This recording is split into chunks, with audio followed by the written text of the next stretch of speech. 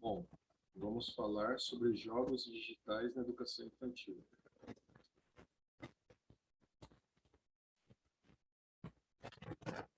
Essa disciplina do professor Lula é a disciplina de algoritmos e linguagem de programação.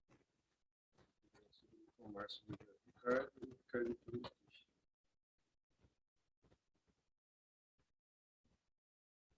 Objetivo.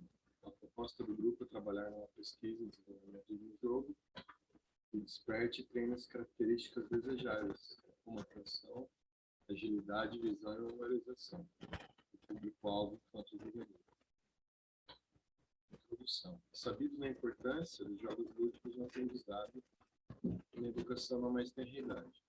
Momento de suma importância para a formação humana. Fase esta em que o cérebro está em pleno desenvolvimento de formação. Os jogos apresentam desafios que estimulam bastante os alunos a resolverem problemas. Em outras palavras, fazem com que as crianças tenham mais vontade de raciocinar e encontrar a melhor resposta manual, ou seja, o melhor desempenho é alcançado devido ao maior interesse e motivação que os jogos conseguem despertar. Agora vamos conhecer um pouco mais dos benefícios dos jogos digitais na educação infantil. Há inúmeras vantagens que os jogos podem proporcionar às crianças. Vamos conhecê-las melhor. O aumento do engajamento. Os jogos digitais podem proporcionar um maior envolvimento com o conteúdo da disciplina. Isso porque possibilita uma maior identificação do aluno com o conteúdo que está sendo ensinado. Retenção da informação com mais facilidade. Tornando o aprendizado mais próximo do dia a dia do aluno, a escola pode oferecer um ensino que favoreça a retenção do conhecimento com mais praticidade e rapidez.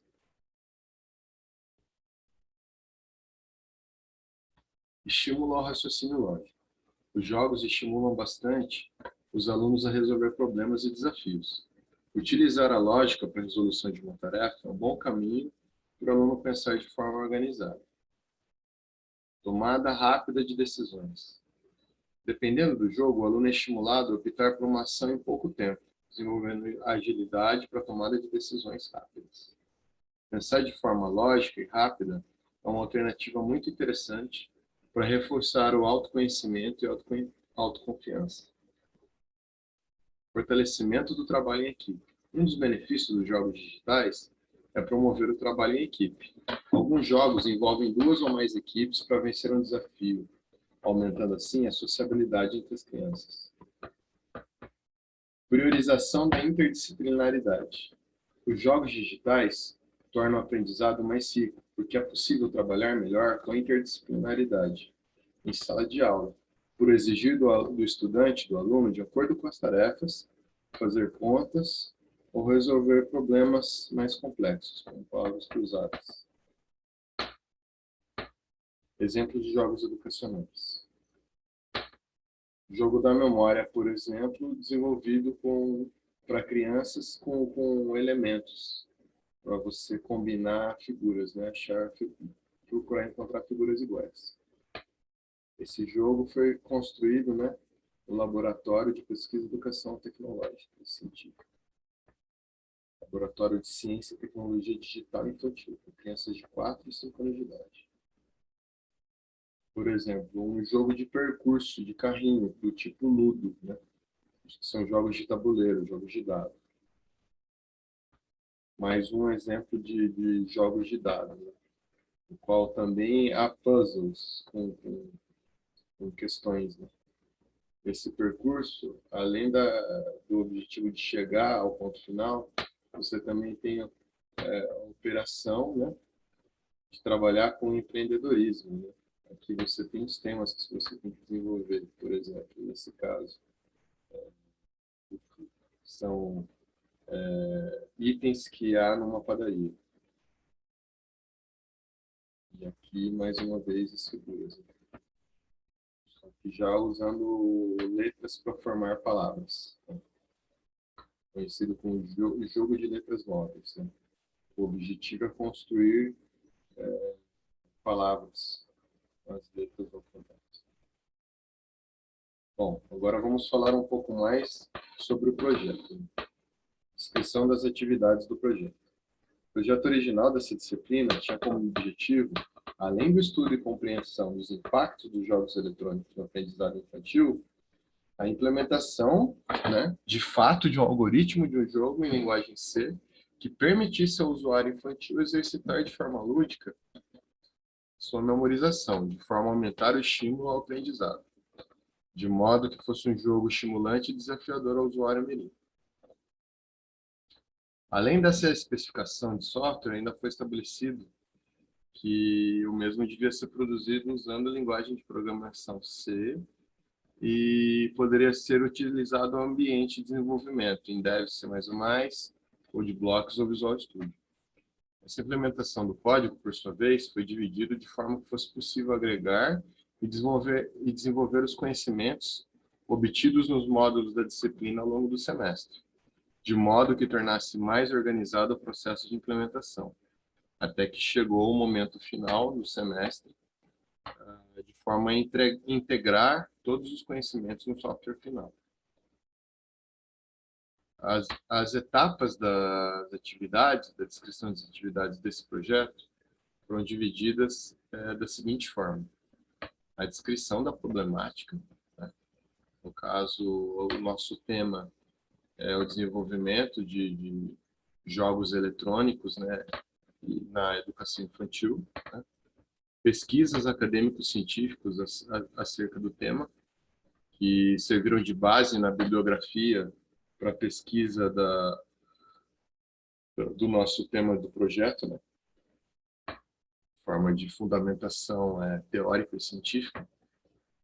A apresentação da ideia, né, que a gente forneceu na primeira apresentação e também com a descrição na introdução do projeto.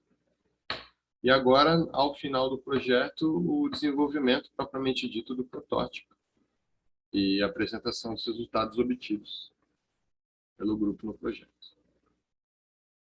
Bom, resultados obtidos. De acordo com os dados levantados, né, por intermédio das pesquisas realizadas, né, verificou-se que foi alcançado, né, o objetivo de que sim, os jogos eletrônicos podem contribuir sim de forma positiva para o aprendizado. Em linhas gerais, os alunos que os utilizam obtiveram um desempenho melhor comparado com os alunos que não utilizam qualquer tipo de jogo eletrônico no auxílio do aprendizado. Conclusão. Os jogos digitais tornam o aprendizado muito mais rico, porque é possível trabalhar melhor com a interdisciplinaridade em sala de aula, por exigir dos alunos, dos estudantes, de acordo com as tarefas, muito além do que fazer simples contas, né, ou tarefas enfadonhas, pois os jogos eletrônicos proporcionam um estímulo muito maior aos estudantes. Muito obrigado. Agora vamos, aqui está a bibliografia, né, algumas das nossas referências bibliográficas utilizadas, e agora nós vamos mostrar um pouco sobre o código, né, que a gente desenvolveu. Bom, vamos tentar apresentar o código do projeto, porque na hora de compartilhar a tela, após a apresentação dos slides, não sei por qual motivo, não compartilhou a tela do Dev C++. Bom, esse é o jogo de memória implementado pelo grupo no projeto. Projeto sobre jogos digitais, influência de jogos digitais no aprendizado. Aqui são algumas das bibliotecas utilizadas. Include Standard.io, né? Input Output, Standard Library, Windows, Time. Essa primeira matriz aqui, ela atribui os valores, as posições, né, do tabuleiro, os valores das cartas. Essa aqui é para setar as posições, para saber as cartas que foram viradas. Essas são as funções do protótipo. Monta e analisa. Compara para saber as cartas que já foram descobertas e das viradas. Aqui o main, né, do código, bem-vindo ao jogo da memória. É o nosso loop. Enquanto não tiver acabado o jogo, ou seja, não tiver gasto todas as tentativas, né, são 16 cartas, né, ele mantém enquanto a pessoa estiver acertando e continuar jogando até acertar todas as cartas ou até gastar todas as 16 tentativas. Esse jogo é implementado, é uma matriz 4x4. Né? Aqui ele manda digitar a primeira linha e coluna para virar a primeira carta. Se estiver fora do escopo, ele dá a mensagem de erro dizendo que são valores inválidos, né? Ou que já foi um lugar selecionado. Mensagem de erro para carta já selecionada. Aqui ele pede para selecionar a segunda carta. E aí as mesmas mensagens, né, de erro. Se as cartas forem diferentes, a mensagem de erro gerada que você errou, né? Não dá match a segunda carta com a primeira. E aí ele desvira ambas as cartas. Se as cartas forem iguais, parabeniza o jogador e não desvira as cartas combinadas. Essa função sleep é o timer, né? Aquela função time.h, né? Do use.h, que é o tempo para desvirar as cartas erradas. Essa função gera o tabuleiro do deck de cartas. Aqui é um for dentro de outro for, né? Um para imprimir linha e outro coluna. Aqui foi parte do código que a gente foi evoluindo e foi alterando ao longo do projeto. E aqui é a parte de análise da comparação das cartas escolhidas, para saber se já foi selecionado ou não. E aqui também o contador para saber se estourou o número de tentativas. Vamos rodar o código.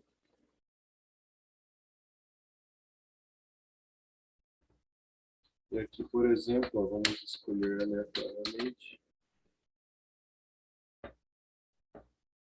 Mostrou a carta selecionada. Ele dá a mensagem de erro, o sleep conta os milissegundos e desvira as cartas.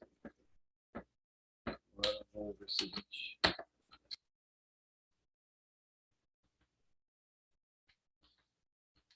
Certo, ó, acertou. Ele dá a mensagem parabenizando, né? E mantém viradas as cartas acertadas. Bom, essa parte da implementação do código, espero ter sido objetivo. Desculpa o cansaço, porque o Zoom também não colabora, já estou tentando apresentar outra vez e vou acabar tendo que editar o vídeo, porque na primeira vez ele não compartilhou a tela do código, eu vou acabar tendo que editar no Filmora, que acaba tendo um pouco a qualidade do vídeo do Zoom. Eu quero agradecer o docente da disciplina pelo conhecimento adquirido e por poder estar demonstrando a aplicação dos conhecimentos obtidos na disciplina. Muito obrigado.